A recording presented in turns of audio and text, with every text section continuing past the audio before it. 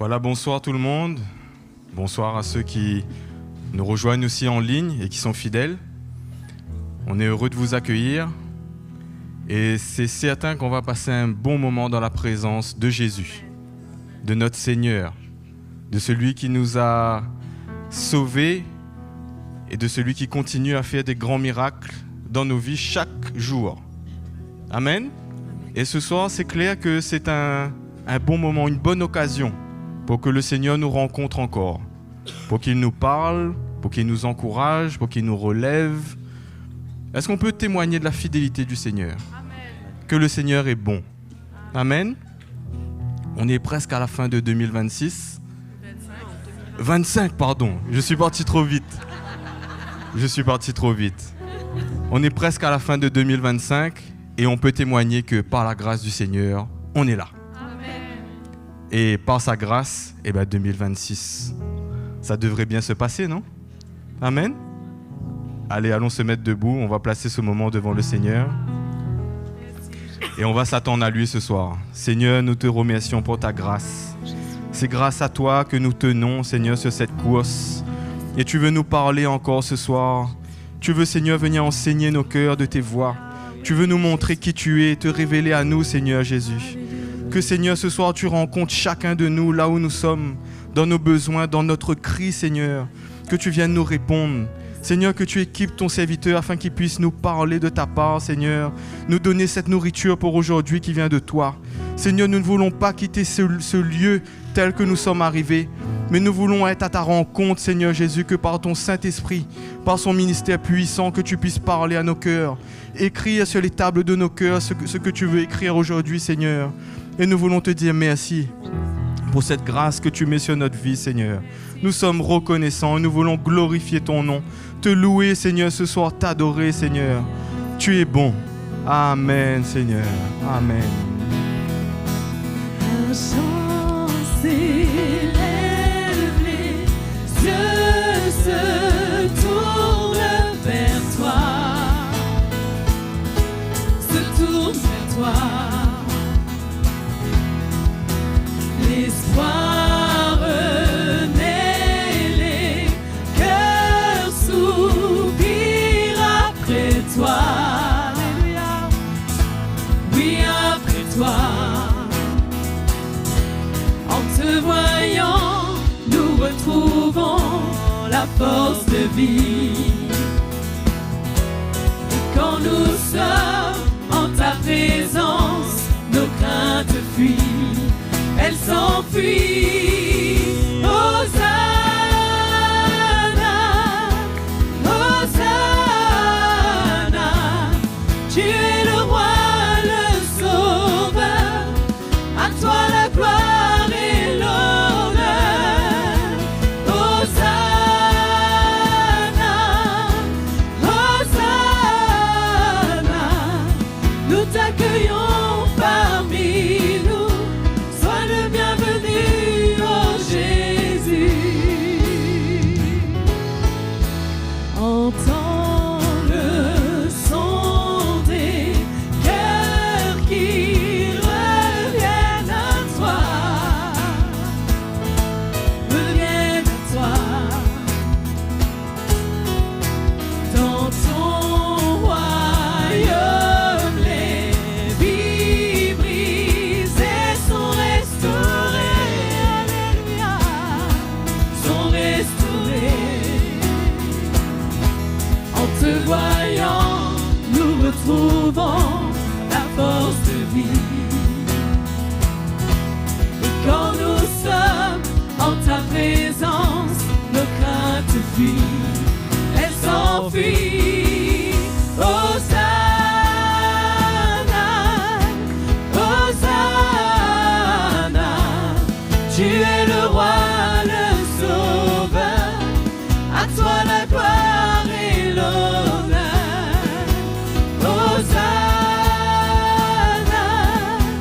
Hosanna. Nous t'accueillons parmi nous. Sois le bienvenu, oh Jésus. Hosanna,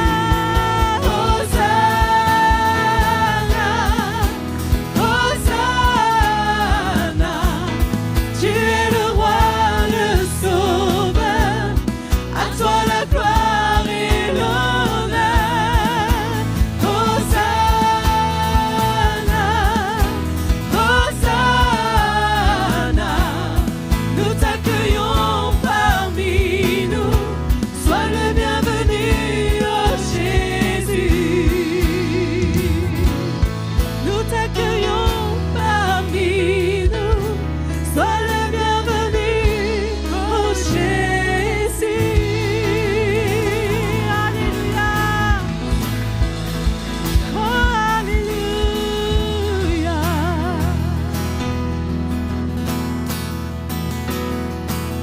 Nous irons à Sion avec chant de triomphe. Nous irons à Sion avec chant de triomphe. Une joie éternelle couronnera nos têtes. L'allégresse et la joie s'approcheront. Une joie éternelle couronnera nos têtes. La douleur et les gémissements s'enfuiront. Nous irons à Sion avec chant de triomphe. Nous irons à Sion avec chant de triomphe. Une joie éternelle couronnera nos têtes. L'allégresse et la joie s'approcheront. Une joie éternelle couronnera nos têtes. La douleur et les gémissements s'enfuiront. Venez offrons lui, venez offrons lui un sacrifice de joie. Venez offrons lui un sacrifice de joie. Le fruit de nos lèvres qui l'exalte, le fruit de nos lèvres qui l'exalte. Venez offrons nos sacrifices, venez offrons nos louanges au roi. Venez offrons lui un sacrifice de joie. Venez offrons lui un sacrifice de joie. Le fruit de nos lèvres qui l'exalte, le fruit de nos lèvres qui l'exalte. Venez offrons nos sacrifices, venez offrons nos louanges au roi. Venez offrons lui un sacrifice de joie. Venez offrons lui un sacrifice de joie. Le fruit de nos lèvres qui l'exalte, le fruit de nos lèvres qui l'exalte.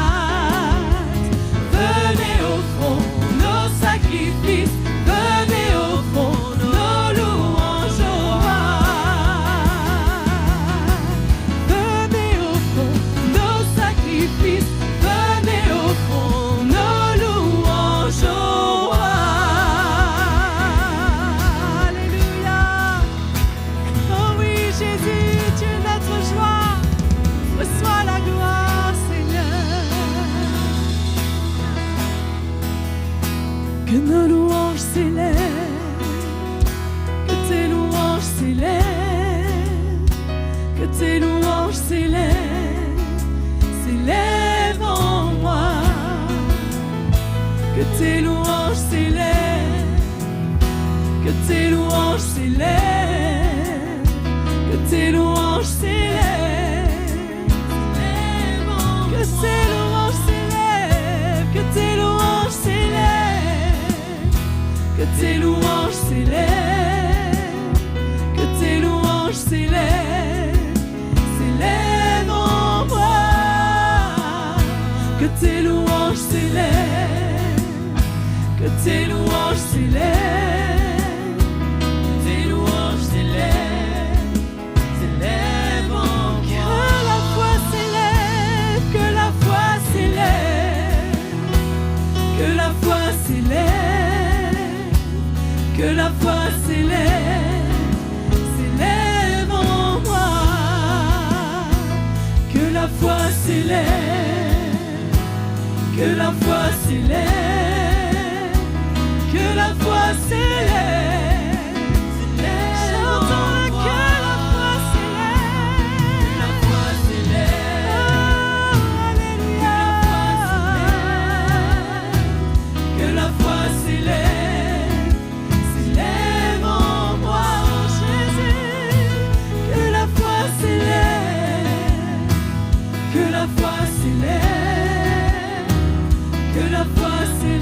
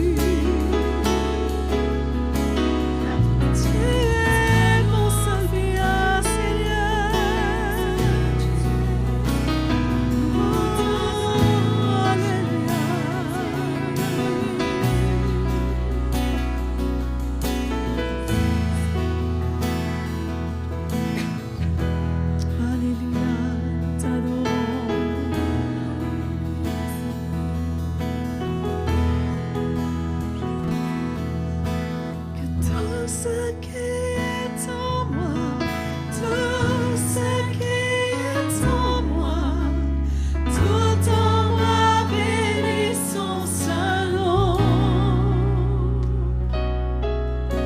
Que tout ce qui est en moi, tout ce qui est en moi, tout en moi bénit son saint nom. Bénis Dieu, ô mon âme, que tout en moi bénit son saint nom. Bénis Dieu, ô mon âme, bénis son saint nom. Que tout ce qui est en moi, tout ce qui est en moi, tout en moi bénit son saint nom. Que tout ce qui est en moi, tout ce qui est en moi, tout en moi bénit son saint nom. Que tout ce qui est en moi, tout ce qui est en moi, tout en moi bénit son saint nom. Jésus.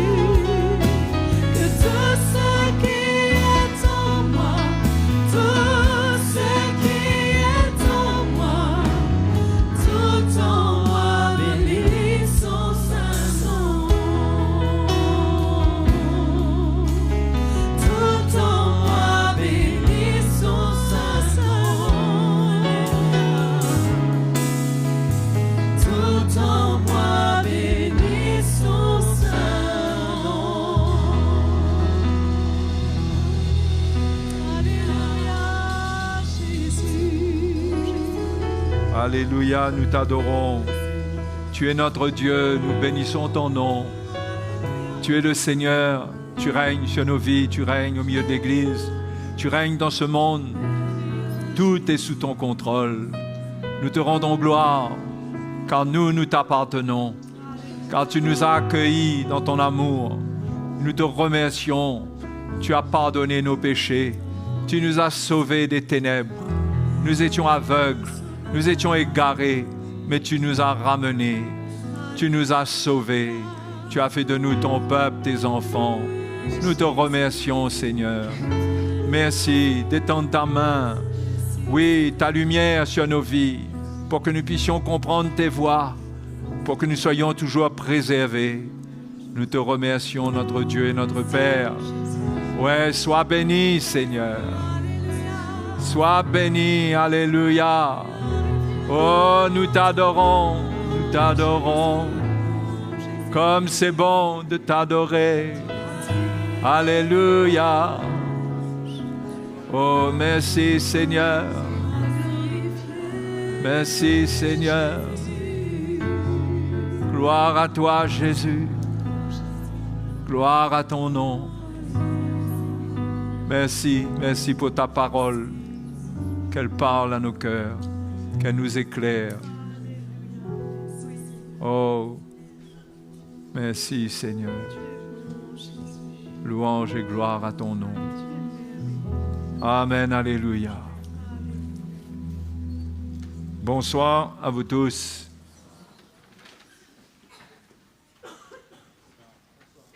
Content d'être là avec vous. Pouvoir compter sur la grâce de Dieu pendant cette fin d'année où nous avons besoin que le Seigneur nous conduise, nous convainc par sa parole pour que nous soyons préservés de tout ce qui se passe dans le monde. Que nous soyons préservés.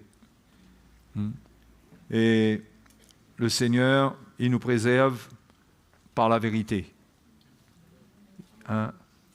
Il nous a libérés, il nous a rendus libres, mais c'est par la vérité qu'il nous garde tout en nous laissant libres. Un chrétien doit faire le choix de la vérité pour sa vie. Et c'est comme ça qu'il va être gardé. Donc en parlant d'être gardé, nous allons lire dans 1 Jean chapitre 5, verset 18. Nous savons que quiconque est né de Dieu ne pratique pas le péché. Mais celui qui est né de Dieu se garde lui-même et le malin ne le touche pas. Le malin ne met pas la main sur lui. Le mot toucher est très fort. Dans le grec, ça parle d'une action qui manipule, qui saisit. Ce n'est pas juste toucher comme ça, ce n'est pas superficiel. Donc, il se garde lui-même et le malin ne le touche pas. Nous savons que nous sommes de Dieu et que le monde entier est sous la puissance du malin. Nous savons aussi que le Fils de Dieu est venu et qu'il nous a donné l'intelligence pour connaître le véritable. Ça, c'est important, de connaître le véritable, qui nous est révélé par la vérité. Et nous sommes dans le véritable en son Fils Jésus-Christ. C'est lui qui est le Dieu véritable et la vie éternelle. Et Jean finit ce passage en disant « Petits enfants, gardez-vous des idoles. » Il parle d'être gardé à 2 reprises. Il dit « Celui qui est né de Dieu se garde lui-même. » Et à la fin, il dit « Petits enfants, gardez-vous des idoles. » Ça nous montre que se garder des idoles, c'est le premier moyen pour nous de nous garder nous-mêmes, enfants de Dieu, afin de ne pas retourner vers le péché. Oui. Celui qui est né de Dieu, il ne pratique pas le péché, mais celui qui est né de Dieu, il se garde lui-même et le malin ne le touche pas. Ce qui veut dire qu'au travers des idoles, le diable peut toucher la vie d'un chrétien. Comprenez? Alors, quand on dit idole, la première image qui vient, c'est une idole qui a une forme qui est faite de pierre, mais c'est beaucoup plus profond que cela. Parce que cette idole-là, à la limite, on se garde facilement de cette idole-là. Quand on est chrétien, personne ne va devant une idole pour l'adorer. Je ne crois pas que Jean a voulu parler de ce genre d'idole. Et on va voir cela. Mais si on veut se garder soi-même, il faut qu'on se garde des idoles. Et on va lire dans 1 Corinthiens chapitre 10, le verset 13.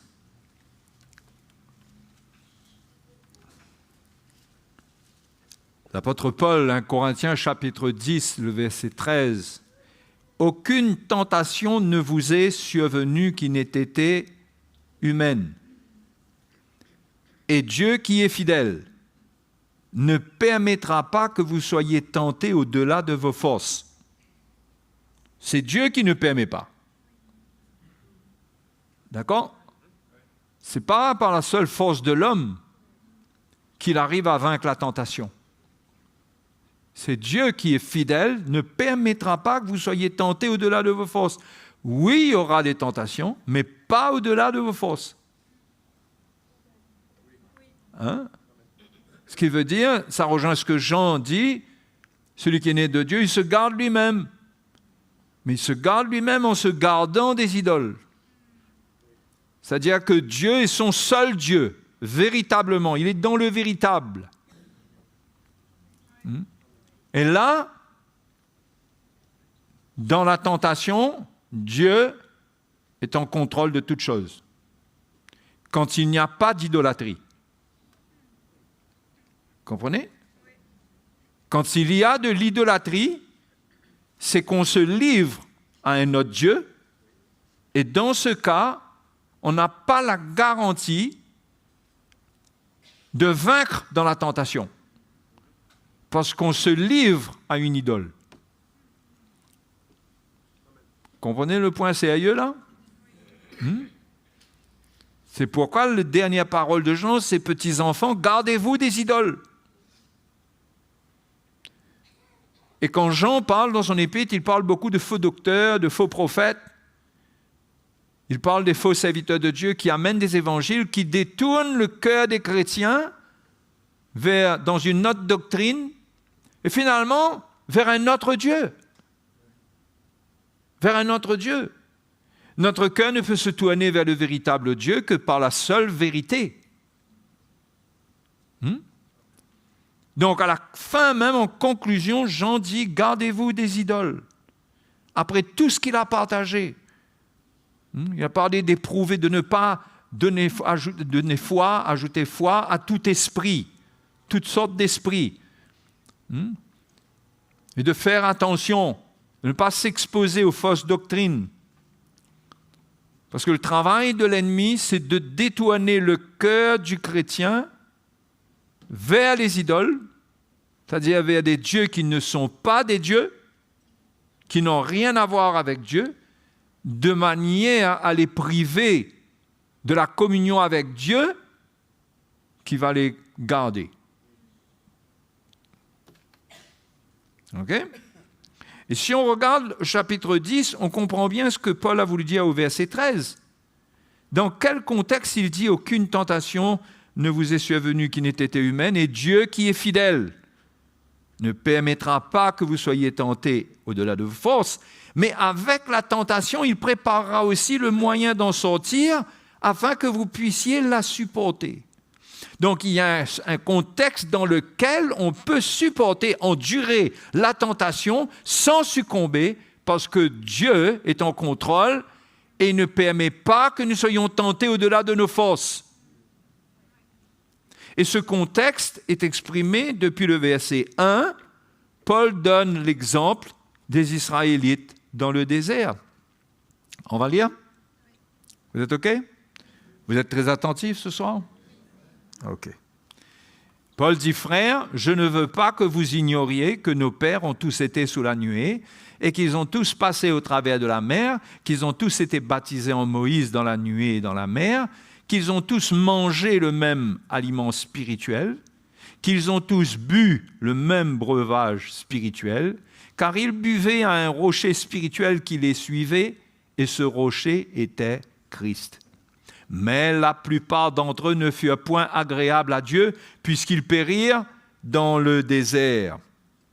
Or, ces choses sont arrivées pour nous servir d'exemple, afin que nous n'ayons pas de mauvais désirs comme ils en ont eu. Et là, on va comprendre de quoi est-ce que Paul parle. Afin qu'il n'ait pas de mauvais désirs, que nous n'ayons pas de mauvais désirs comme ils en ont eu. De quoi est-ce qu'il parle quand il parle de ces mauvais désirs-là? Comment est-ce que ça vient? Et là, il va raconter de mauvais désirs comme ils en ont eu. Ne devenez point idolâtres. Comme quelques-uns d'entre eux, selon qu'il est écrit, le peuple s'assit pour manger et pour boire, puis ils se levèrent pour se divertir. Vous vous rappelez qu'avant cela, ils avaient mangé et bu? Ils avaient mangé le même aliment spirituel qui venait du Seigneur.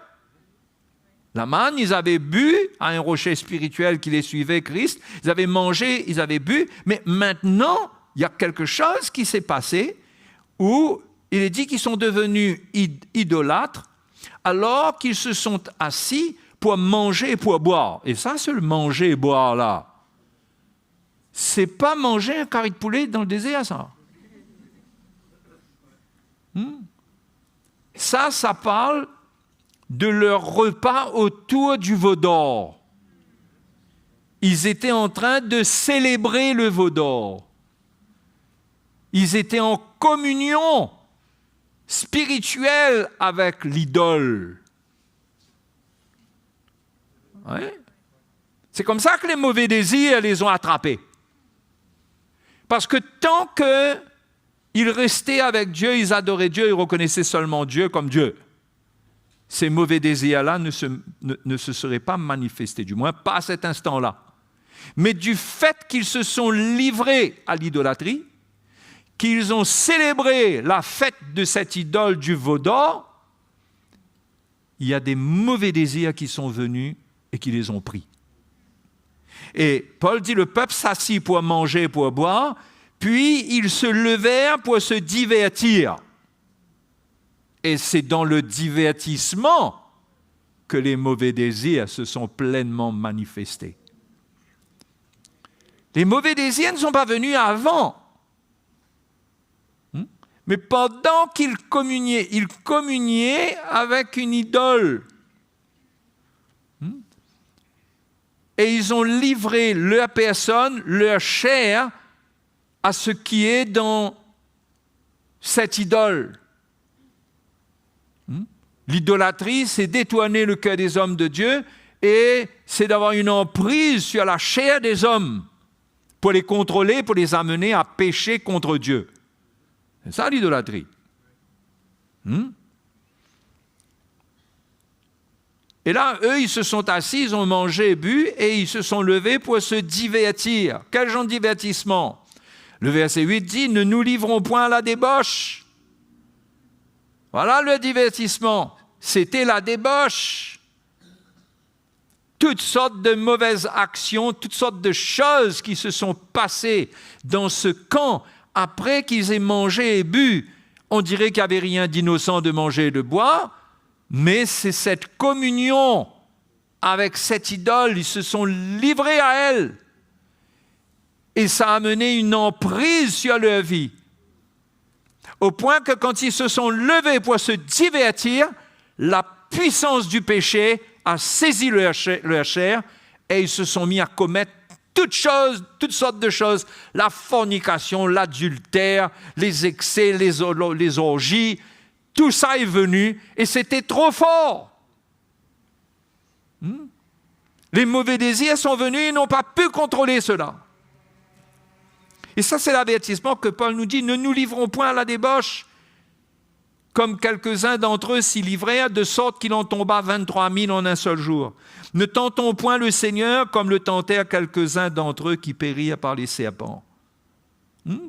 Quand tu vois une idole, quand tu sais que quelque chose est une idole, quand Dieu condamne une idole, ne tente pas le Seigneur. Ne va pas jouer avec le feu. On parle ici de communion spirituelle, on ne parle pas de choses naturelles. On parle de vie qui se livre à quelque chose qui va impacter ta vie en retour, qui va affecter ta vie. Et qui est dangereux, parce que ce que l'idole n'inspire pas la sainteté, la justice. L'idole inspire une liberté dans la chair, le plaisir dans la chair. Et ça a commencé avec manger et boire. Et ça a pris ensuite des proportions extraordinaires. Il n'y a plus eu de limite. Et ils se sont livrés à la débauche. Ils ont tenté le Seigneur.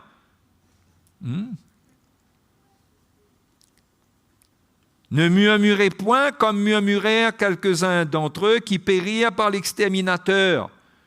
Le murmure, c'est le fait de s'opposer à la volonté de Dieu. Ce que Dieu condamne, il ne faut pas y participer. Je ne parle pas ici en termes de liberté, parce qu'on ne contrôle la vie de personne, mais en termes de vérité. Si on veut être préservé, on doit garder la vérité, on doit la pratiquer, on doit construire sur le bon fondement avec les paroles de Jésus.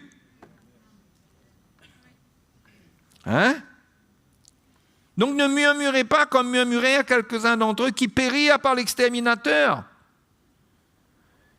Ils n'ont pas voulu obéir, se sont opposés.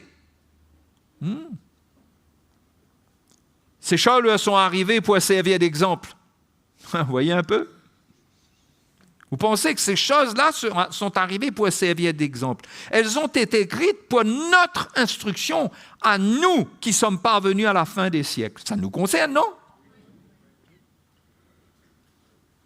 Et Paul, au verset 12, dit ainsi donc que celui qui croit être debout prenne garde de tomber. Le chrétien peut tomber s'il ne prend pas garde à ces choses. Il faut prendre garde à ces choses. Se protéger. OK?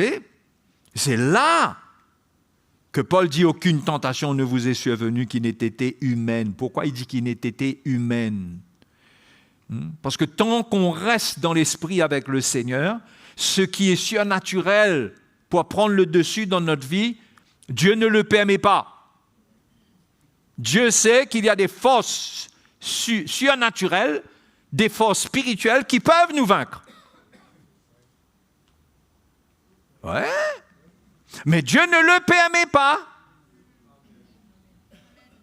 Aucune tentation ne vous est survenue qui n'ait été humaine. Parce que Dieu n'a pas permis que des choses vous arrivent qui ne soient pas humaines. Quand Jésus a été tenté, c'était pas humain.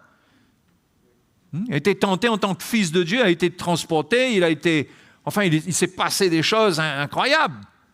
Nous ne sommes pas dans ce niveau de tentation, même si ces tentations-là nous enseignent que le tentateur nous cherche aussi. Le diable rôde.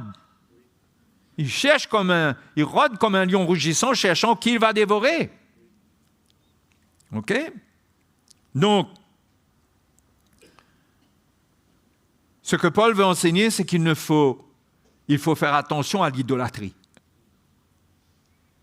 L'idolâtrie donne de la force à la chair. Et le verset 14, si on continue à lire, il dit « C'est pourquoi, mes bien-aimés, fuyez l'idolâtrie. » Fuyez. Il dit « Je parle comme à des hommes intelligents, jugez vous-même de ce que je dis.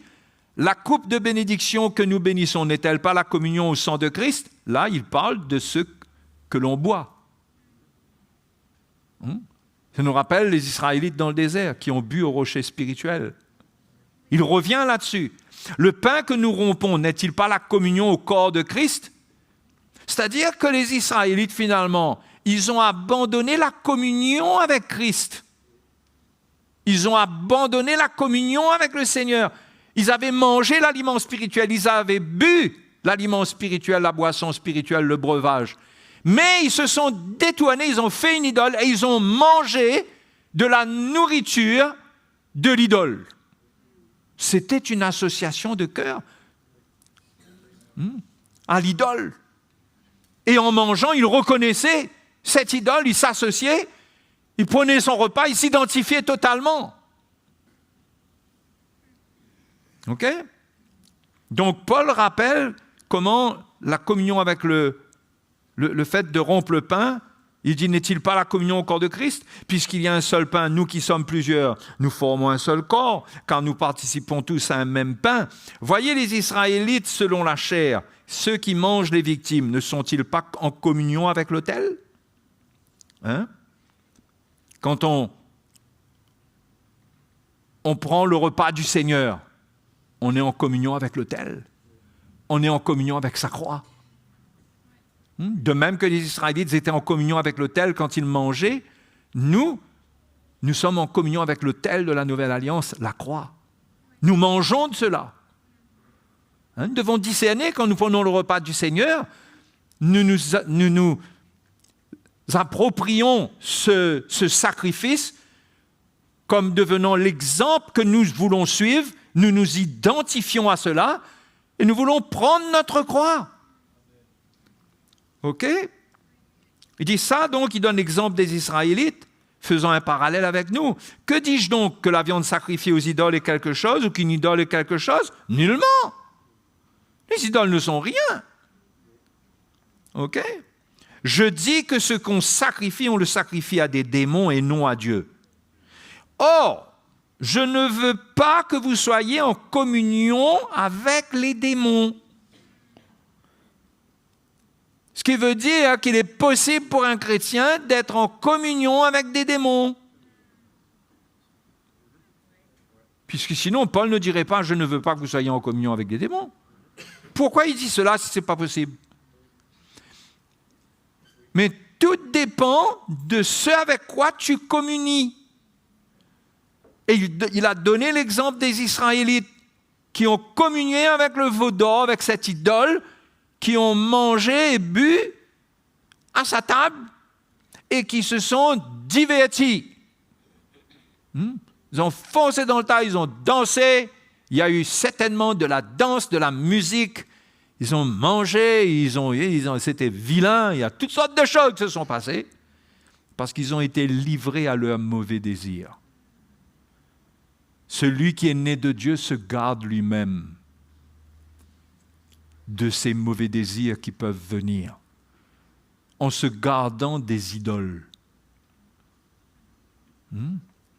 Parce que l'idole ou l'idolâtrie, c'est la communion avec les démons.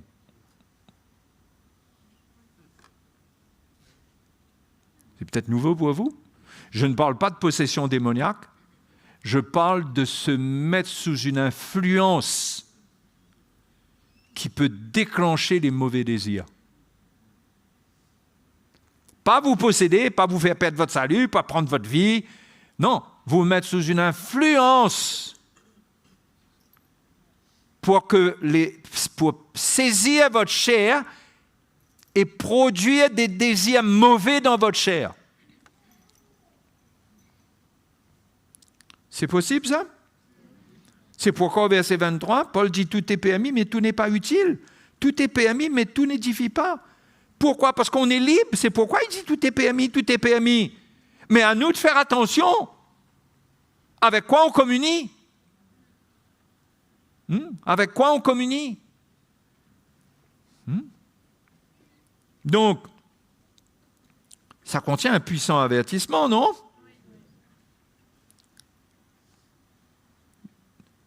Dans 2 Corinthiens chapitre 6, verset 17, verset 14, verset 14, 2 Corinthiens 6, 14. Ne vous mettez pas avec les infidèles sous un joug étranger, car quel rapport y a-t-il entre la justice et l'iniquité? Ou qu'y a-t-il de commun entre la lumière et les ténèbres? Quel accord y a-t-il entre Christ et Bélial? Ou quelle part a le fidèle avec l'infidèle? De quoi est-ce qu'il est en train de parler? Il est en train de parler de compromission. Compromission. On crée un terrain commun entre la lumière et les ténèbres. On cherche à amener en harmonie ensemble Christ et Bélial. Mais non. On mélange la lumière avec les ténèbres. Tout doit être clairement séparé.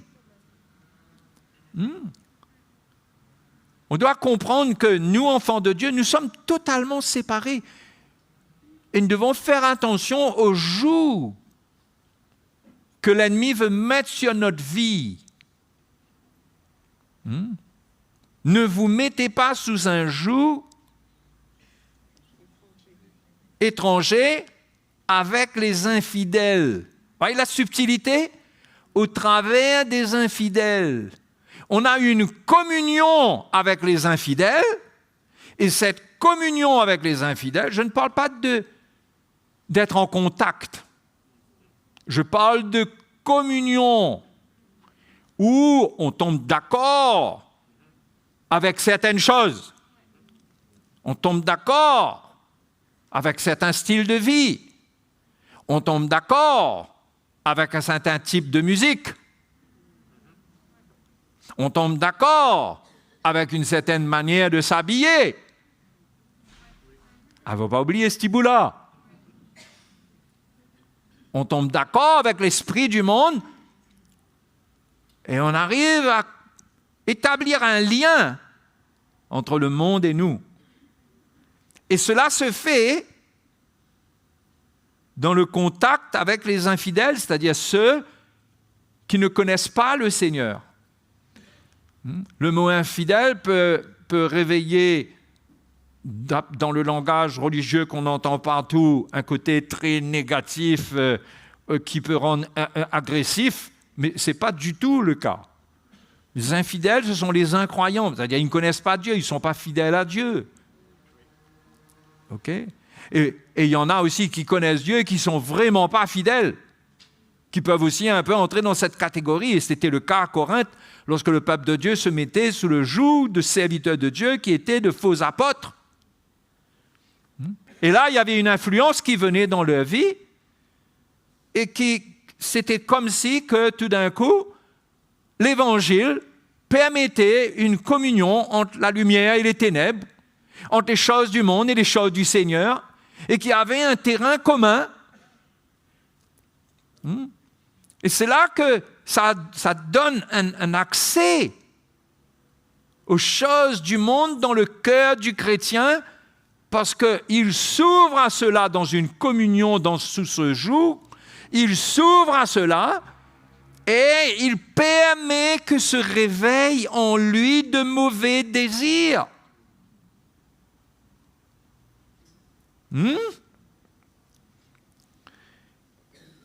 Il n'est pas bon de laisser le monde nous enseigner la sagesse. Le monde vous dira, mais ça, c'est pas grave, ça. C'est pas au monde de vous dire qu'est-ce qui est grave et qu'est-ce qui n'est pas grave. C'est Dieu qui va vous montrer, parce que le monde est dans les ténèbres, Dieu doit vous montrer qu'est-ce qui est grave et qu'est-ce qui n'est pas grave. Vous comprenez ce langage-là? Mais on ne peut pas laisser le monde nous dire, mais ça fait quoi? Que tu fasses toi. C'est quoi? Une fois. Où est le problème? Où est le problème d'écouter la musique du monde? C'est que de la musique. C'est pas grave. Et on doit savoir. Qu'est-ce qui se trouve derrière toutes ces choses? Et que, si vous prenez l'exemple de la musique, la musique du monde réveille la chair, parce que la musique qui est dans le monde, elle est faite pour ça. Elle n'est pas faite pour édifier le chrétien. Et il y a des musiques qui sont particulièrement adaptées pour la chair, pour réveiller les mauvais désirs chez les jeunes, par exemple les désirs de s'opposer, de se rebeller. C'est contenu dans la musique du monde. La musique, cette musique moderne-là. Et sans même que ça dit cela, mais quoique, il y a beaucoup de gens qui disent ouvertement beaucoup de choses, mais la musique elle-même, elle contient une semence de rébellion. Et ça réveille des mauvais désirs. On peut dire, c'est pas grave, mais toi, tu ne sais pas, toi. C'est pourquoi ne tente pas le Seigneur, même si tu ne comprends pas, obéis.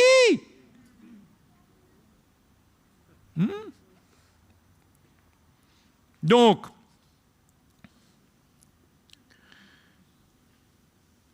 il y a un piège qui consiste à se mettre sous un joug étranger avec des infidèles. On doit faire attention à ne pas se laisser mettre sous un joug étranger.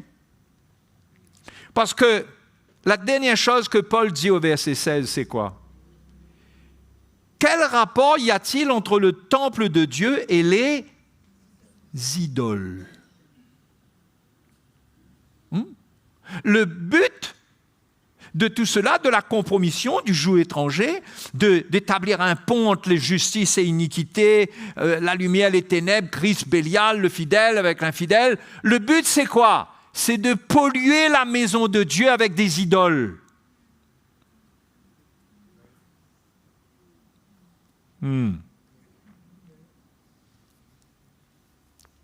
Peut-être que vous êtes en train de dire, j'aimerais bien qu'on avance un peu pour qu'on comprenne un peu plus, là.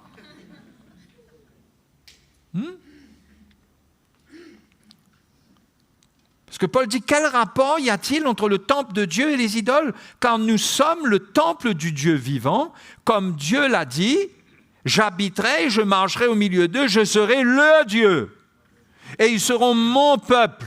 C'est ça que Dieu veut être pour nous. Il veut être notre Dieu et il veut que nous soyons son peuple. C'est pourquoi, juste avant, Paul dit qu'il n'y a rien, il n'y a pas de rapport entre le temple de Dieu et les idoles. Il n'y a pas de rapport. Soit c'est l'idole, soit c'est Dieu.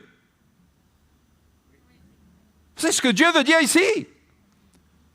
Vous choisissez, vous voulez que je sois votre Dieu et que je marche au milieu de vous, parce qu'il est écrit après, car nous sommes le temple du Dieu vivant, au verset toujours 16 au milieu.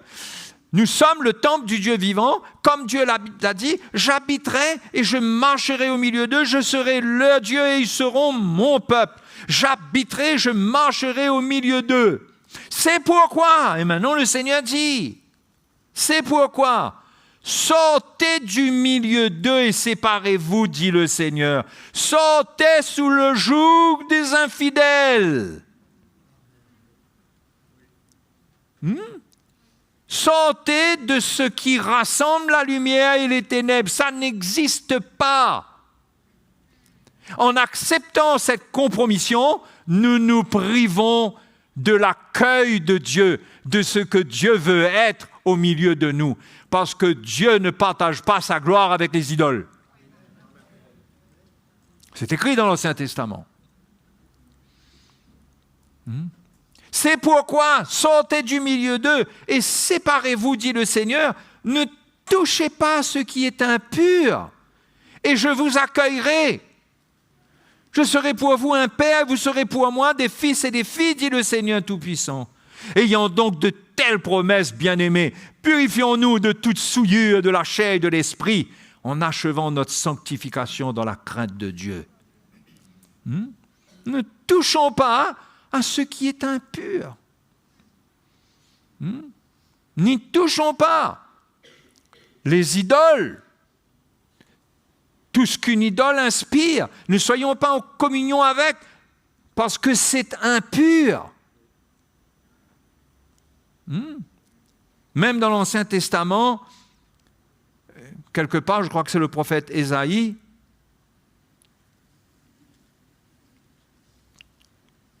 au chapitre 30, verset 22, qui dit, chapitre 30, verset 22, il dit, vous tiendrez pour souiller l'argent qui recouvre vos idoles et l'or dont elles sont revêtues. Tu en disperseras les débris comme une impureté. Hors d'ici, leur diras-tu. Ah. Même l'or, n'essaye pas de récupérer l'or sur l'idole. Une fois que ça vient de l'idole, c'est impur. N'essaye pas de récupérer l'argent quand tu vas casser l'idole. N'essaye pas de récupérer parce que c'est impur. Je parle au regard de l'Ancien Testament. D'accord, mais ça nous montre quand même que l'idole est vue comme quelque chose de souillé. Et ça n'a pas changé sous le Nouveau Testament. Même si les choses ont changé, ce n'est plus les choses matérielles, mais c'est dans l'esprit qu'il y a des idoles, et que si on se laisse aller à toucher à ces idoles, ça va nous souiller.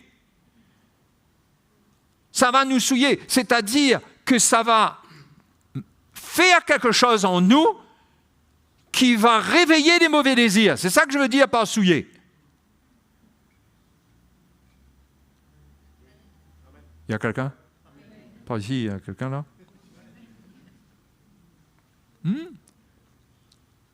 Et je ne suis pas en train de parler de la peur des idoles naturelles, des idoles, quoique il y a un côté spirituel avec, mais ça vient. On va finir par en parler un peu. Mais déjà, là, on parle de l'argent et de l'or qu'Ésaïe a parlé. On va voir dans un petit moment comment ça parle de Mammon, qui est une idole, qu'il faut regarder comme impur. Et quand Paul dit ne touchez pas à ce qui est impur et je vous accueillerai, cette idole-là est dedans aussi. On ne touche pas avec nos mains ça. Allons voir comment on touche à ça. Dans Matthieu, chapitre 6,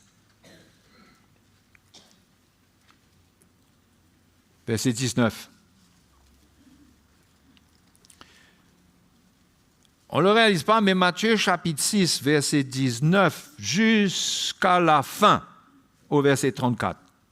C'est une seule pensée, à mon avis. Ne vous amassez pas des trésors sur la terre, où la teigne et la rouille détruisent, et où les voleurs percent et dérobent. Mais amassez-vous des trésors dans le ciel, où la teigne et la rouille ne détruisent point, et où les voleurs ne percent ni ne dérobent. Voyez, nous, notre trésor, il est protégé.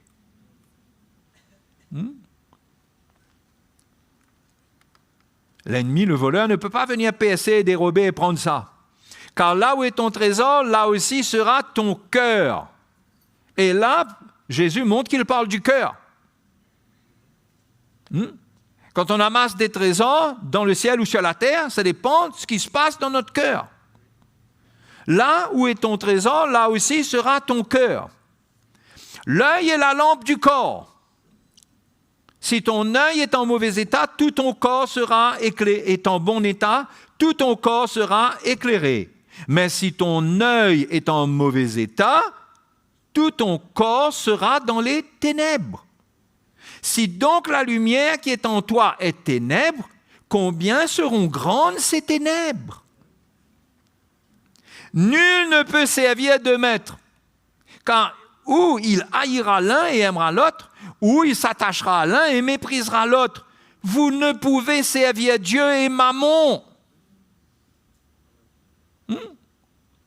Donc, ça commence comment? Comment on touche à Mammon, le Dieu de la richesse, par la manière dont on regarde les richesses, dont on regarde, et par la convoitise, on peut se laisser aller à entrer dans un plan d'enrichissement qui va nous détruire. Parce que c'est une réponse à l'idole qui nous fait miroiter la vie et nous montrer que la prospérité, la richesse, c'est pour nous tous. Et c'est pour nous détourner de la véritable course chrétienne et nous amener à servir ce Dieu de richesse, à le rechercher, à l'adorer presque, à l'aimer, à vouloir ce qu'il a pour nous. Ça dépend de l'état de ton œil, c'est-à-dire de l'état de ton cœur. Comment tu vois la vie. Ton œil, dans le contexte, là, c'est ton cœur. Si ton œil est bien éclairé, tout ton corps est en bon état. Il sera bien. Si ton œil est en bon état, tout ton corps sera éclairé. S'il est mal, s'il est en mauvais état, tout ton corps sera dans les ténèbres. Ce qui veut dire que tu vas prendre des décisions en ne voyant pas clair, en ne comprenant pas les choses qui ont de la valeur pour Dieu. Tu vas prendre des décisions pour ta vie qui vont être des décisions qui se tournent vers Mammon, qui répondent à Mammon et non Dieu. C'est pourquoi Jésus dit après, nul ne peut servir de maître. Ou bien il y a l'un et aimera l'autre, ou il s'attachera à l'un et méprisera l'autre. Vous ne pouvez servir Dieu et Mammon. Encore une fois, soit l'un, soit l'autre. Parce que Mammon, c'est une idole. Et Paul décrit la cupidité dans la parole de Dieu comme de l'idolâtrie. La cupidité, c'est le désir de posséder, le désir de s'enrichir. Il y en a qui tombent dans ce piège-là en jouant, en jouant, misant, TSC, et qui finalement sont pris au piège parce qu'ils ont réveillé en eux de mauvais désirs, qu'ils ne peuvent plus s'en sortir et ils continuent à jouer, même s'ils vont être ruinés. Parce que c'est un piège dans lequel ils n'arrivent plus à sortir. Un exemple. Un petit conseil, si c'est votre cas, sortez de là. C'est un conseil, hein, c'est pas vous dire vous n'avez pas le droit. Ah, vous avez tout le droit, hein, vous avez tous les droits en termes de liberté. Mais en termes de vérité, vous devez discerner et savoir ce que cela va vous en coûter de désobéir au Seigneur et de murmurer et de tenter Dieu et de jouer avec le feu. Parce que vous allez allumer quelque chose en vous que vous n'arriverez pas à éteindre. Si vous vous humiliez, vous vous repentez, vous vous détournez, Dieu œuvrera en vous pour vous libérer parce que Dieu est fidèle. Mais si vous persistez, vous allez être en communion avec cette idole. Hein? Vous allez respirer et vivre pour elle. Donc, il faut que la lumière qui est en nous, la lumière de l'Évangile, doit venir clairement. On peut comprendre que le message de la prospérité est un message de ténèbres. Ça n'amène pas la lumière, ça met l'œil en mauvais état. Ça fait miroiter le monde comme quelque chose qu'on doit posséder. Mais avec le Seigneur, c'est autrement. Et c'est là qu'au verset 25, Jésus dit, « C'est pourquoi je vous dis. » Donc, c'est pourquoi je vous dis, là. Ça veut dire que c'est un rapport avec tout ce que je viens de vous dire. Hein? C'est une continuité de la conversation, on est d'accord? C'est pourquoi je vous dis, ne vous inquiétez pas pour votre vie de ce que vous mangerez, ni pour votre corps de quoi vous serez vêtus. La vie n'est-elle pas plus que la nourriture et le corps plus que le vêtement? Regardez les oiseaux du ciel, ils ne sèment ni ne moissonnent, ils n'amassent rien dans des greniers, votre Père Céleste les nourrit. Ne valez-vous pas beaucoup plus qu'eux? Qui de vous, par ses inquiétudes, peut ajouter une coudée à la durée de sa vie? Et pourquoi vous inquiétez? Vous inquiétez au sujet du vêtement. Considérez comment croissent les lys des champs. Ils ne travaillent ni ne filent. Cependant, je vous dis que Salomon, même dans toute sa gloire, n'a pas été vêtu comme l'un d'eux. Hein? On n'a pas besoin de courir derrière les richesses. Si Dieu a un plan pour quelqu'un, il va le former. Il aura ce qui est sa part à ce niveau, mais ce n'est certainement pas pour qu'il vive pour lui-même, il consomme sur sa chair parce qu'il va réveiller les mauvais désirs dans sa chair avec la cupidité. Mais quand même, Jésus montre que le Seigneur prend soin. C'est ça qu'il veut dire là. Dieu prend soin. Si Dieu revêt ainsi l'herbe des champs et qui existe aujourd'hui et qui demain sera jeté au four, ne vous vêtira-t-il pas à plus forte raison, gens de peu de foi? Ne vous inquiétez donc point. Le Seigneur parle de l'inquiétude. Et ne dites pas que mangerons-nous, que boirons-nous, de quoi serons-nous vêtus, car toutes ces choses, ce sont les païens qui les recherchent. Votre Père Céleste sait que vous en avez besoin. Hein? Mais ce n'est pas suffisant que Dieu sache qu'on en a besoin. Hein? Vous savez combien de foyers, même parmi les chrétiens, combien de gens sont en souffrance dans leur vie parce qu'ils vivent pour l'argent. Mais ils ne vont jamais reconnaître ça. Hein. Ils vont appeler ça prendre leurs responsabilités, je ne sais pas, ils vont donner ça à toutes sortes de noms.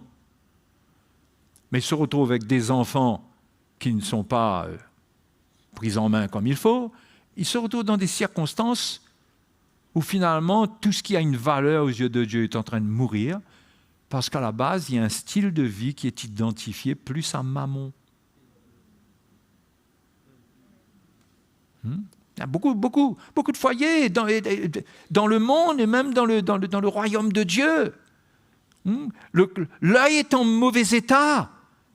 Et il y a une mauvaise lumière qui est rentrée, ou il n'y a pas eu assez de lumière qui est rentrée dans cet œil, dans ce cœur, pour lui montrer les vraies valeurs. Et on s'est laissé gagner, séduire par Mammon. Et cela vient, dans le contexte de ce que Jésus dit ici, de l'inquiétude.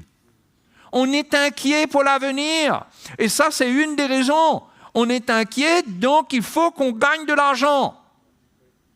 Mais quand on est inquiet, on a besoin que Dieu prenne soin de nous. On n'a pas besoin de gagner des milliers et des milliers. C'est ce que Jésus enseigne ici. Hein? Ne dites pas que mangerons-nous, que boirons-nous, de quoi serons-nous vêtus. Ne dites pas ça. Mais ça, si on a ça, Paul dit, on va revenir là, mais il dit dans 1 Timothée chapitre 6,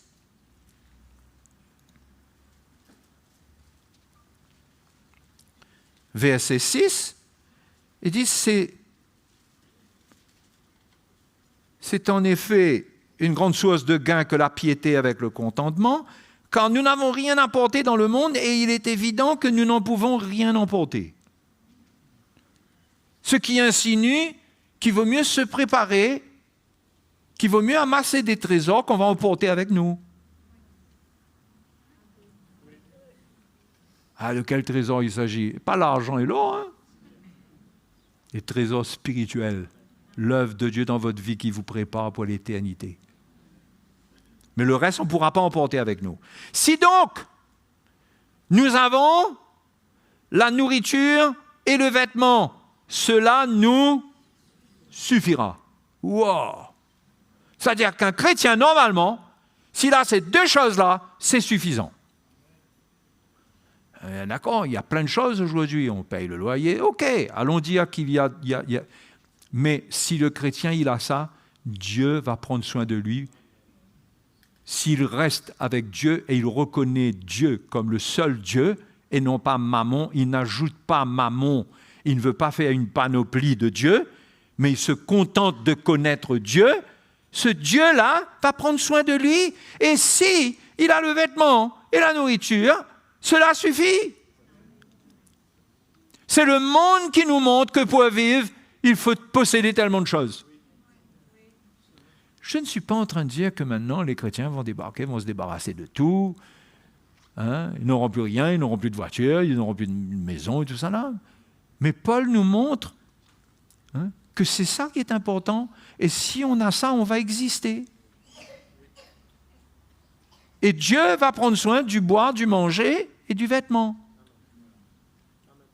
Et de ne pas s'inquiéter. Quand on s'inquiète, on finit par tomber dans le piège de la tentation de s'enrichir.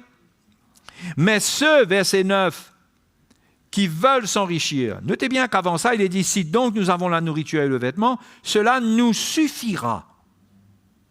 Mais ceux qui veulent s'enrichir, c'est-à-dire ceux pour qui ce n'est pas suffisant, ceux qui veulent s'enrichir tombent dans la tentation, dans le piège et dans beaucoup de désirs insensés et pernicieux qui plongent les hommes dans la ruine et la perdition.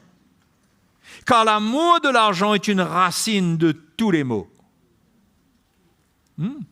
Problèmes de famille, toutes sortes de maux. L'amour de l'argent provoque tout. Parce que l'amour de l'argent, ça suscite les mauvais désirs dans l'homme. On peut devenir voleur, menteur, criminel à cause de l'amour de l'argent. Et le monde est ce qu'il est. Sûrement, ce que Paul dit est vrai. Quand on regarde l'état du monde, l'amour de l'argent est la raison même de l'état du monde. Une des raisons principales du malheur des hommes, c'est l'amour de l'argent. Très souvent, les femmes ont besoin d'aller travailler à cause de l'amour de l'argent. On va dire, non, on n'aime pas l'argent. Oui, mais tu aimes le luxe. Tu refuses de rouler dans une petite voiture, il te faut une grande voiture. Donc, tu te bâtis un style de vie dans lequel il y a de l'opulence, de la richesse, peut-être pas de l'opulence, ce qui est plus grand encore, mais il y a plein d'éléments superflus, mais il faut travailler pour ça, alors que la vie pour toi pourrait être plus simple et que Dieu t'appelle à amasser des trésors spirituels, des trésors qui sont là-haut. Hein? Mais au lieu de cela, voilà, aujourd'hui quand on regarde, eh bien, dans beaucoup de cas, peut-être que la femme, si elle comprenait la vocation de Dieu à son égard, elle prend soin de ses enfants. Comprenez les frères et sœurs, je ne suis pas en train de dire que si une femme ici travaille, ce n'est pas bon. Comme si vous êtes vraiment à côté du plan de Dieu. Non, mais je dis que, bien sûr qu'il y a des situations dans lesquelles aujourd'hui, avec les temps difficiles, je peux comprendre. Hein? Mais je parle des excès. Je parle que la convoitise a pris notre chair. Et on se laisse aller dans un style de vie qui nous accapare, qui nous empêche de servir Dieu, qui nous empêche de prendre soin de notre prochain. On n'a plus de temps pour rien. L'argent a pris tout notre temps. Enfin, moi, je dis plus de notre temps, ce n'est pas mon cas. OK? Donc, ça, c'est l'état du monde. Mais ça peut devenir notre état à nous aussi. Mais ceux qui veulent s'enrichir tombent dans la tentation, dans le piège. Et voilà, ben il le dit. Et dans beaucoup de désirs insensés et pernicieux qui plongent les hommes dans la ruine et la perdition. Car l'amour de l'argent est une racine de tous les maux, et quelques-uns en étant possédés. Vous voyez? C'est pas un démon, là, hein? En étant possédés, se sont égarés loin de la foi et se sont jetés eux-mêmes dans bien des tourments. C'est-à-dire, l'idole a pris leur vie, les a détournés de la voix de Dieu, de l'appel de Dieu, et ils se retrouvent à vivre une vie sous fardeau, sous pression, où on est dans un entonnoir, on ne peut plus remonter. On est aspiré vers le bas. Parce qu'à partir du moment où on a commencé à acheter, il faut continuer à payer, il faut continuer à faire beaucoup de choses.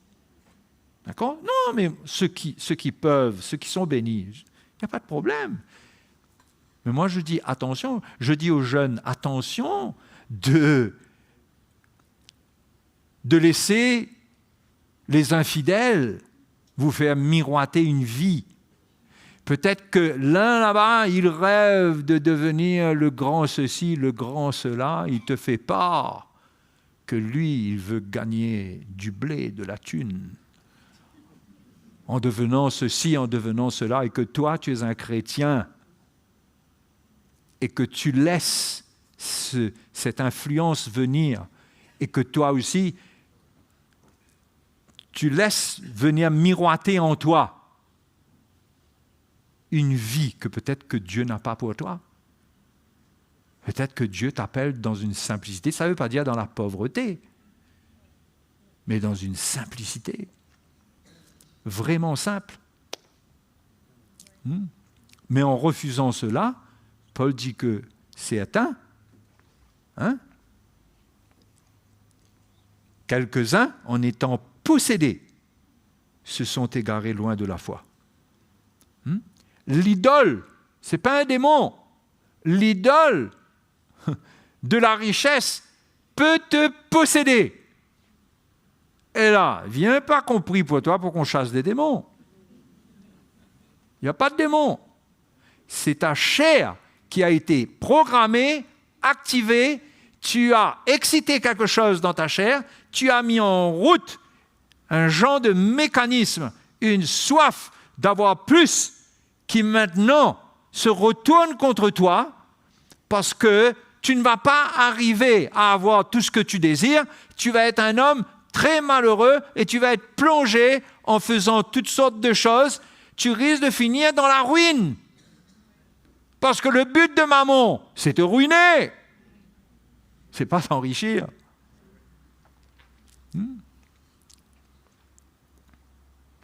Qui me suit là? Donc il faut faire attention les frères et sœurs. Il faut faire attention les jeunes. Je ne dis pas que si tu veux être dentiste, tu ne peux pas devenir dentiste. Si tu veux être docteur, si tu veux être ceci, cela. Mais il ne faut pas laisser le monde nous dicter qu'est-ce qui est bon, parce qu'à côté, il y a un chiffre. Il faut savoir pourquoi est-ce que tu es fait. Qu'est-ce qui est bon pour toi. Et reste simple. Et ce que Dieu doit te donner, il te le donnera lui-même. Parce qu'il revêt les lys des champs lui-même. Et dit, ne vous vêtira-t-il pas s'il fait cela avec les lys des champs?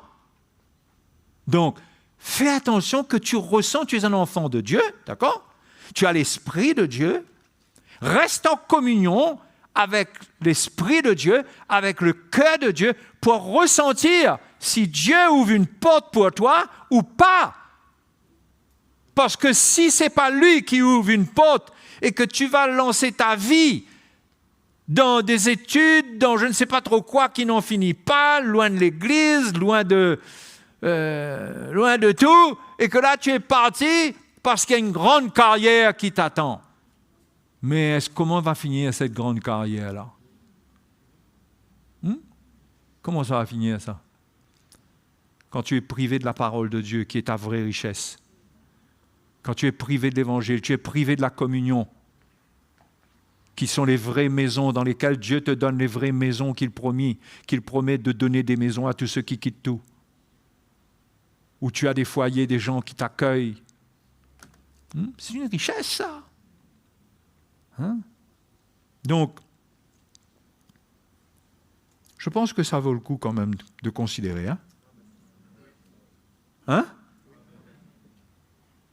Et il est clair, bien sûr, qu'il faut des gens qui ont des dons pour gérer beaucoup d'argent et tout, qui vont bénir l'œuvre de Dieu et tout ça, oui. Mais il en faut. Mais ce n'est pas tout le monde. Ce n'est pas tout le monde. Il y a des gens qui ont le don de la libéralité et Dieu les équipe. Et eux, ils doivent faire attention. Parce qu'eux-mêmes, ils sont en danger avec ce qu'ils gagnent. Si le Dieu de la richesse prend la richesse et leur montre comment gérer, quoi faire, et qu'il n'y a plus de considération pour l'œuvre de Dieu, il n'y a plus de considération pour le pauvre, la veuve et l'orphelin,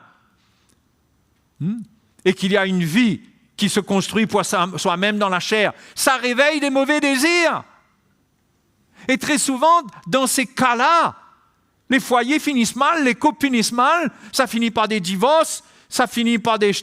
Parce que les mauvais désirs ont trouvé place, l'idolâtrie a communiqué une vision de la vie qui est fausse, dans laquelle il n'y a que du vide, il n'y a rien. Et la vie n'a plus de sens, la vie de couple n'a plus de sens, et la convoitise prend le dessus, et une femme n'est plus suffisante. Parce que toutes ces choses-là nous mettent en contact avec le monde à un niveau. Si nous ne sommes pas préparés, ça peut être une occasion de chute pour nous. Mais déjà, faisons attention. Moi, j'avertis les jeunes. Avertis les jeunes.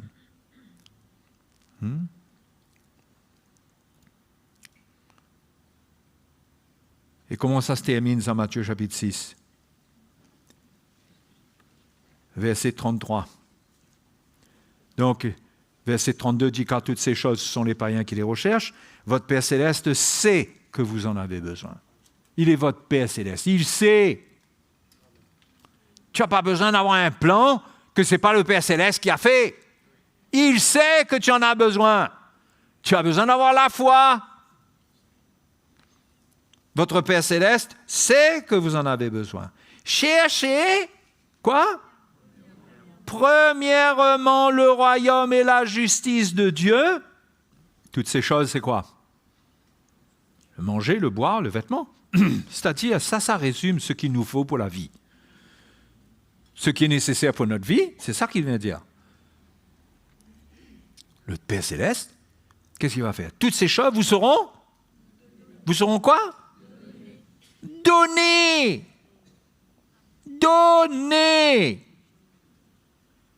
Pas fabriqué par la convoitise, pas fabriqué de soi-même, mais donné par la grâce de Dieu. Dieu conduit les choses. Il prend soin de toi.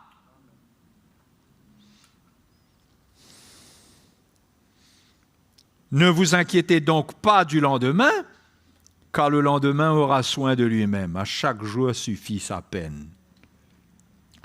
C'est comme ça qu'on marche avec le Seigneur. Le lendemain, vous savez, moi j'ai pas toujours eu des jours faciles dans ma vie matérielle. J'ai pas toujours eu une voiture électrique. Même si elle n'est pas luxueuse, ma voiture électrique, mais je n'ai pas toujours eu une voiture électrique. J'ai eu une Manta grise sans clim, sans lève-vite électrique et qui tombait tout le temps en panne. Ensuite, j'ai été béni. J'ai eu une Passat. J'ai acheté une Passat à bon prix, automatique. J'étais content, c'était confortable et ça n'arrêtait pas de tomber en panne.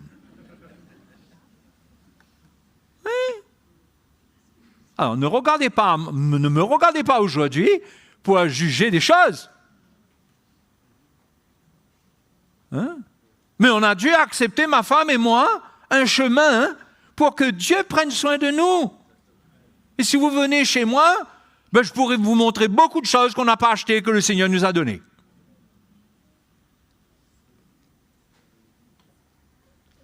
Vous allez me dire, oui, mais ça c'est toi, frère. Non, ça c'est la vie du chrétien. C'est la vie du chrétien, ça. On ne répond pas à la convoitise et on ne répond pas à l'inquiétude. On fait attention des plans qu'on fait dans l'inquiétude. Parce que dans l'inquiétude, Jésus, il avertit que Mammon va se présenter et va créer des occasions. Va créer des occasions qui vont être tellement une bénédiction.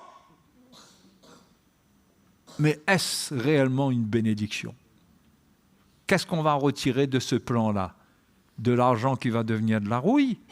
Ou bien un plan enrichissant dans l'esprit, où on sert le Seigneur? Attention les jeunes, même les moins jeunes. Donc, frères et sœurs, voilà l'histoire. Voilà l'histoire que je voulais vous partager ce soir. Et vous encourager dessus. Attention, mes frères. Et en cette fin d'année, Mammon vous cherche. Il veut prendre vos petites économies. Il veut prendre beaucoup de choses qui peuvent servir pour la gloire de Dieu ou pour un projet personnel qui est honorable à vous. Mammon vous cherche dans les pubs, vous annonce beaucoup de choses. Achetez aujourd'hui, payez en avril. C'est l'esprit de Mammon, c'est la séduction de s'endetter, d'acheter. Je ne dis pas qu'il ne faut jamais saisir l'occasion. Moi, quelqu'un qui a les finances en ordre, qui veut saisir une occasion, je ne suis pas en train de dire qu'il faut ou il ne faut pas, moi, là. Mais je dis, attention, que tu n'es pas en état et que tu te dis, le Seigneur sera avec moi. Attention de tenter le Seigneur. Tu comprends là? Donc fais bien attention à toi. Et fais attention à communier avec l'idole présente qui se cache derrière le nom du Seigneur. Fais attention comment tu vas donner ta vie dedans et tu risques de perdre beaucoup de choses dedans. Asseoir, manger et après sentir que une petite soirée, un petit moment et on se laisse aller dans la chair. Où on va finir? Vous savez où on va finir, vous?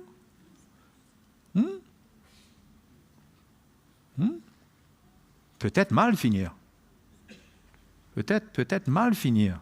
Sous l'emprise d'une drogue, malgré vous-même, quelque part en train de faire des choses que vous n'avez pas pu contrôler, parce que c'est le temps où l'idolâtrie est forte, là. Et la débauche. Le lit de la débauche n'est jamais trop loin. Il faut se protéger. D'accord? Ok, les frères et sœurs? Consacrons-nous au Seigneur. Faisons attention, ne laissons rien venir nous faire miroiter des choses qu'on ne peut même pas entrer dedans. On n'a pas les moyens.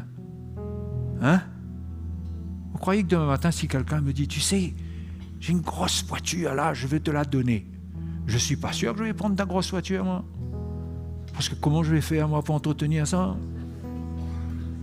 Peut-être ça va me prendre tout mon salaire pour entretenir ce truc-là. La première panne, je me trouve ruiné.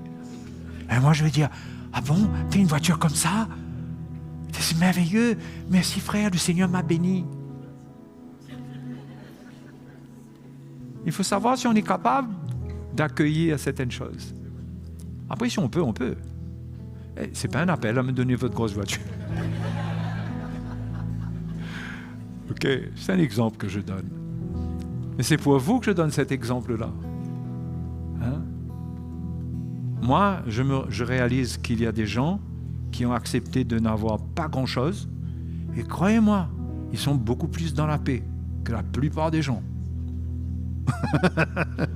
Ah oui, savoir se contenter de peu, c'est vivre le contentement de beaucoup de paix. Mais rentrer dans tout un truc, moi j'ai essayé, hein? J'ai essayé. Ça m'a fait mal. Parce que Dieu ne m'appelait pas. Mais tombez pas dans les pièges de l'ennemi. Servez le Seigneur, c'est ça qui compte. Plaisez au Seigneur, cherchez le Seigneur, marchez avec lui. Il a dit, je serai votre Dieu, je vous accueillerai. Ne touchez pas à ce qui est impur. Ne touche pas à l'or des idoles. Ne touche pas à l'argent des idoles. Ne touche pas à ce que Mammon veut te donner.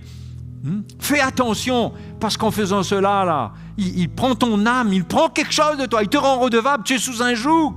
Fais attention. Fais attention. Reste simple. C'est le Seigneur. Amen. On se lève. On remercie le Seigneur. Ça va? Hein? C'est clair pour vous? Hein? J'espère que c'est clair pour vous, que ça vous encourage. Mais préservons-nous et gardons-nous. Gardons-nous des idoles. Loin de moi. Isaïe a dit, hors d'ici. Tu lui diras, hors d'ici. Tu répandras ses impuretés dehors. Et Paul a dit, sortez du milieu d'eux. Préservons-nous pour être la maison de Dieu en fin d'année. Qu'il n'y ait pas d'idolâtrie. Qu'on casse nos idoles. Qu'on ait des plans pour servir Dieu, pour glorifier Dieu. Pas pour nourrir notre ventre. Ce ventre-là, le Seigneur peut le nourrir. On doit faire des plans pour servir le Seigneur. Pour prendre soin des autres, pour prendre soin du royaume de Dieu. Et Dieu prend soin de nous. Amen. C'est merveilleux, non? Hein? Allez, remercions le Seigneur. Dieu qui est fidèle. Il ne permettra pas qu'en cette fin d'année, tu sois tenté au-delà de tes forces. S'il est ton Père, il est ton Dieu, et tu n'as pas d'autre Dieu. Mammon n'est pas ton Dieu. Il ne va pas permettre, tu vas être gardé dans la sainteté. Tu vas être gardé, pur, parce que le Seigneur t'accordera sa grâce dans la tentation. Tu vas arriver à gérer tes émotions, ce qui est charnel, ce qui veut répondre au mal. Le Seigneur va te faire grâce. Mais ce soir, reconnais le Seigneur comme le seul Dieu. Alléluia. Te remercions ce soir, Seigneur. Seigneur, nos cœurs se tournent vers toi. Quand tu nous éclaires, tu nous donnes ta lumière et ta sagesse. La vérité vient vers nous, elle nous parle. Merci, Seigneur, d'amener un esprit de simplicité dans nos vies. Un esprit de simplicité dans notre vie. Nous te louons et te remercions pour ta fidélité à nos côtés. Tu nous accompagnes. Tu es avec nous. Tu ne permets rien que nous ne puissions gérer qui vienne contre nous. Tu nous accordes ta grâce et le moyen d'échapper et de sortir des situations dans lesquelles nous pouvons être parce que notre cœur t'appartient en entier. Notre cœur n'est pas partagé entre toi et Mammon, toi et les idoles de ce monde, mais tu es notre Dieu. Merci Seigneur de ce que tu prends soin de ton peuple. Et si quelqu'un s'est éloigné ou s'est laissé séduire Ce soir, tu parles à son cœur. Seigneur, sauve-le. Sauve-le. Ramène-le aux véritables valeurs, celles qui sont vraies, la vraie vie. Comme tu as dit à Timothée, de rappeler les riches, de saisir la vraie vie. De saisir la vraie vie. Oh oui, que ton peuple saisisse. Que ton peuple saisisse la vraie vie. La vie de simplicité, la vie de joie en toi. Comme tu as vécu dans ce monde dans la simplicité. Et tu avais une grande joie, une grande paix en toi-même. Tu portais en toi la lumière pour guérir, pour éclairer. Seigneur, nous voulons être ce peuple qui ne construit aucun pont avec le monde, si ce n'est que nous sommes là pour les aimer, pour les servir dans leur souffrance. Mais Seigneur, nous ne voulons pas avoir part aux ténèbres dans lesquelles ils sont. Nous voulons être des instruments pour les délivrer. Merci Seigneur. Merci pour ta bonté. Seigneur, tu es bon. Alléluia, qui reconnaît que Jésus est bon. Hein? Jésus est bon, Jésus est bon. Jésus est bon. Nous devons le louer, lui être reconnaissant. Notre Dieu est grand. Il est avec nous. Hein? Il va nous équiper jusqu'à la fin. Il va nous préserver du malin. Mais pas d'accès aux idoles. Pas d'accès à l'idolâtrie. Un cœur pour lui en entier. Alléluia. Louons le Seigneur ce soir. Adorons-le. Pour toi, une soif de toi, que mon âme soit rafraîchie. Je veux chercher ta sainte face, Seigneur, offre en moi un cœur pour toi, une soif de toi, oh, que mon âme soit rafraîchie. Je veux chercher ta sainte face, Seigneur, offre en moi un cœur pour toi. Plus que tous les trésors que l'on me tend, plus que tout rêve accompli, plus que tous les plaisirs chers à ce monde, je n'ai qu'un seul désir. Plus que tous les honneurs rendus aux hommes, plus que toute récompense, plus que toutes les sagesses de tous les temps, je n'ai qu'un seul désir. Un cœur pour toi, une soif de toi, oh, que mon âme soit rafraîchie. Je veux chercher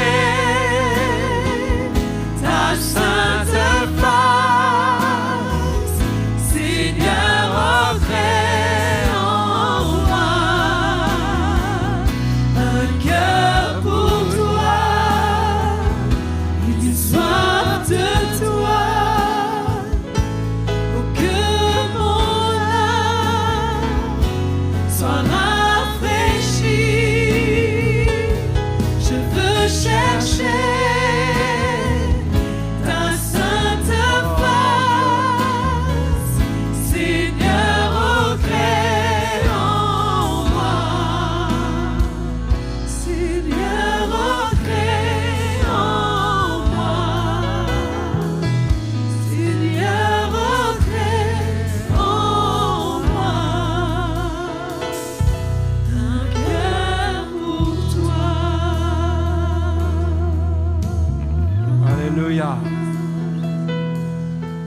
notre vie est simple, si ta vie est simple,